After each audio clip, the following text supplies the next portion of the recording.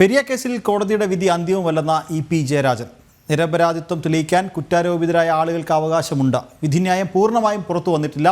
കോൺഗ്രസ് നടത്തുന്ന അക്രമ പ്രവർത്തനങ്ങളെ മറച്ചുവെക്കാനുള്ള ലക്ഷ്യമെന്നും ഇ.പി. പറഞ്ഞു. CBI കോടതിയുടെ വിധിയെല്ലാം അന്തിമമാണെന്ന് ആർക്കും പറയാൻ സാധിക്കില്ല. ഇനിയും കോടതികളുണ്ട്, നിയമങ്ങളുണ്ട്. നിയമങ്ങളിൽ ഏതൊരു കുറ്റാരോപിതനും അദ്ദേഹത്തിൻ്റെ നിരപരാധിത്വം തെളിയിക്കാൻ ഇനിയും കോടതികളും നിയമവ്യവസ്ഥകളുമുണ്ട്.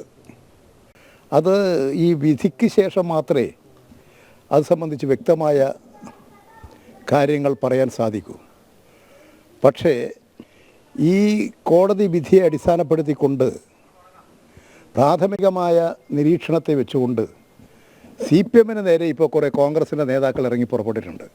ആ കോൺഗ്രസ് നേതാക്കൾ മനസ്സിലാക്കേണ്ടത് അവർ ചെയ്തുകൊണ്ടിരിക്കുന്നത് ഈ പെരിയയും പരിസര പ്രദേശങ്ങളിലും കുറേ കാലമായി കോൺഗ്രസ് നടത്തിക്കൊണ്ടിരിക്കുന്ന അക്രമ പ്രവർത്തനങ്ങളെ മറച്ചുവെക്കാനാണ്.